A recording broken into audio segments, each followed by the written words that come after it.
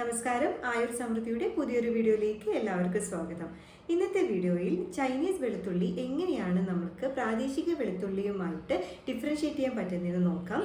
അതുപോലെ തന്നെ എത്രത്തോളം ഹാനികരമാണ് എന്നതും ഞാൻ ഡീറ്റെയിൽ ആയിട്ട് പറയുന്നതായിരിക്കും. വീഡിയോ അവസാനം വരെ കാണാൻ ശ്രമിക്കുക. ഇഷ്ടപ്പെടുകയാണെങ്കിൽ ലൈക്ക് ചെയ്യാനും സബ്സ്ക്രൈബ് ചെയ്യാനും ഷെയർ ചെയ്യാനും മറക്കരുത്. എന്താണ് ഈ ചൈനീസ് വെളുത്തുള്ളിയും അതുപോലെ പ്രാദേശിക വെളുത്തുള്ളിയും തമ്മിലുള്ള ഡിഫറൻസ് എന്ന് നോക്കാം.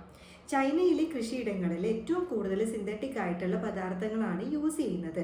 അതുപോലെ തന്നെ ഫംഗിസൈഡ്സ് ഒരുപാട് യൂസ് ചെയ്യുന്നുണ്ട്. ഇത് വളരെയധികം അപകടകാരിയായിട്ടുള്ള കീടനാശിനി കൂടിയാണ്. മീഥൈൽ ബ്രോമൈഡ് എന്ന് പറയുന്ന ഇത്തരത്തിലുള്ള കീടനാശിനികൾ യൂസ് ചെയ്യുന്നത് കൊണ്ട് തന്നെ ഈ വെളുത്തുള്ളിയിൽ ഉണ്ടാവുന്ന ഫംഗസ് വളർച്ചയെ അത് കംപ്ലീറ്റ് ആയിട്ട് റിമൂവ് ചെയ്യാൻ വേണ്ടിയിട്ട് സഹായിക്കുന്നുണ്ട്. അതുകൊണ്ട് തന്നെയാണ് 6 മാസത്തിൽ കൂടുതൽ നമ്മൾ വെളുത്തുള്ളി വെച്ച് കഴിഞ്ഞാൽ പോലും ചീത്തയാവാതെ അത് നിൽക്കുന്നത്. വില കുറവാണ്.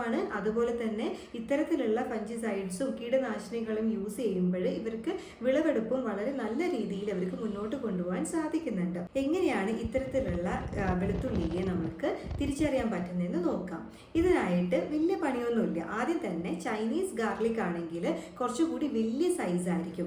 അതുപോലെ തന്നെ ഇതിന്റെ മുകളിൽ ആ റൂട്ട്സ് ഒക്കെ ഉണ്ടാവുന്ന ഭാഗത്ത് റൂട്ട്സ് ഒന്നും തന്നെ ഉണ്ടാവില്ല, നല്ല ക്ലീൻ ആയിരിക്കും.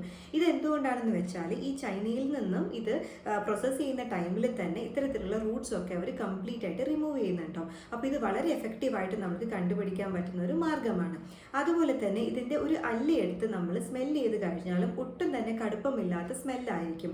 അതായത് വെളുത്തുള്ളിയൊക്കെ നല്ല തീക്ഷ്ണ ഗന്ധമായിരിക്കും അല്ലേ. നമ്മൾ സ്മെല്ല് ചെയ്ത് കഴിഞ്ഞാലും നമ്മളൊന്ന് വായിലിട്ട് ചവച്ച് കഴിഞ്ഞാൽ തന്നെ നമുക്ക് ഭയങ്കരമായിട്ടുള്ള ആ ഒരു തീക്ഷ്ണത നമുക്ക് ഫീൽ ചെയ്യും. പക്ഷേ ഇത്തരത്തിലുള്ള അതായത് ചൈനീസ് വെളുത്തുള്ളി നമ്മൾ ജസ്റ്റ് വായിലിട്ട് കടിച്ചു കഴിഞ്ഞാൽ പോലും നമുക്കൊന്നും തന്നെ ഫീൽ ചെയ്യുന്നില്ല. അപ്പോൾ ഈ കാര്യങ്ങളും കൂടി നിങ്ങളൊന്ന് ശ്രദ്ധിക്കുക. പിന്നെ പറയാനുള്ളത് ഇതിൻ്റെ തൊലി നമുക്ക് വളരെ പെട്ടെന്ന് തന്നെ റിമൂവ് ചെയ്യാൻ വേണ്ടിയിട്ട് പറ്റും. വെളുത്തുള്ളി ഇനി സെലക്ട് ചെയ്യുമ്പോഴും ശ്രദ്ധിക്കണം. നമ്മുടെ എല്ലാവരുടെയും ഗതികേട് തന്നെയാണ്. പക്ഷേ നമ്മൾ കഴിക്കുന്ന ആഹാരം ഏറ്റവും നല്ല രീതിയിൽ കഴിക്കുന്നെന്ന് നമ്മൾ തന്നെയാണ് ഉറപ്പ് വരുത്തേണ്ടത്.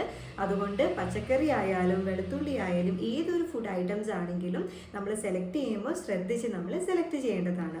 അതുമാത്രമല്ല ഈ ഗാർലിക് നമ്മൾ കഴിക്കുന്നത് കൊണ്ട് ഒരുപാട് ബെനിഫിറ്റ്സ് ഉണ്ട്. അതായത് നമ്മൾ ബിപിനെ കൺട്രോൾ ചെയ്യാൻ പറ്റും, കൊളസ്ട്രോളിനെ കൺട്രോൾ ചെയ്യാൻ പറ്റും, അതുപോലെ ഒരു ആൻറ്റിബയോട്ടിക് എഫക്റ്റ് നൽകുന്നുണ്ട്, നമ്മൾ ഇമ്മ്യൂണിറ്റി കൂട്ടും എന്നിങ്ങനെ ഒട്ടനവധി ബെനിഫിറ്റ്സ് ഗാർലിക്കിൽ അടങ്ങിയിട്ടുണ്ട്.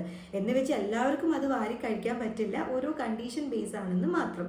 അപ്പോൾ ഇത്രയും നല്ല ബെനിഫിറ്റ്സ് ഉള്ള ഈ ഔഷധമായിട്ടുള്ള ഗാർലിക്ക് ഇത്തരത്തിലുള്ള ചൈനീസ് ഗാർലിക്കൊക്കെ നമ്മൾ കഴിച്ചു കഴിഞ്ഞാൽ ഇതിനേക്കാളും പ്രോബ്ലംസ് ആണ് നമ്മൾ ഫേസ് ചെയ്യേണ്ടി വരിക.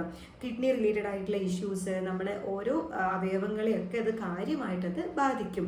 അൾസർ തുടങ്ങിയിട്ടുള്ള പലതരത്തിലുള്ള ഗ്യാസ്ട്രോ ഇൻറ്റെസ്റ്റിനൽ ട്രാക്ട് ഡിസീസസും ഒക്കെ അതിൻ്റെ പിന്നാലെ വരുന്നതായിരിക്കും. അപ്പോൾ അതുകൊണ്ട് എന്ത് സെലക്ട് ചെയ്യുമ്പോഴും കറക്റ്റായിട്ട് സെലക്ട് ചെയ്യുക. നമ്മൾ കഴിക്കുന്ന ആഹാരം എപ്പോഴും വളരെ സേഫായിട്ടും ഹൈജീനോട് കൂടിയിട്ടും കഴിക്കുന്നതെന്ന് ഉറപ്പ് വരുത്തുക. എന്തെങ്കിലും ഡൗട്ട് ഉണ്ടെങ്കിൽ നിങ്ങൾക്ക് കമൻറ്റ് ബോക്സിൽ നൽകാവുന്നതാണ്. അടുത്തൊരു ദിവസം കാണുന്നത് വരെ നന്ദി, നമസ്കാരം.